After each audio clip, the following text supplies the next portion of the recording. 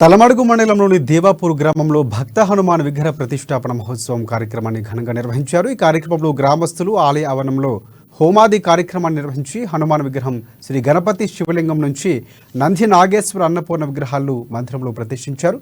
ఈ కార్యక్రమంలో మహా అన్నదాన కార్యక్రమాన్ని ఏర్పాటు చేశారు.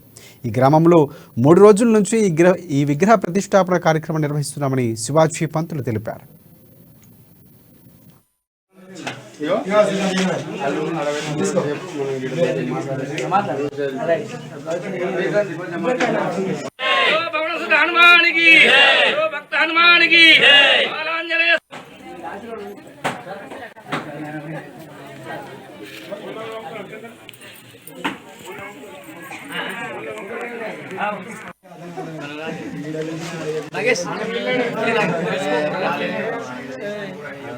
इलाको जाए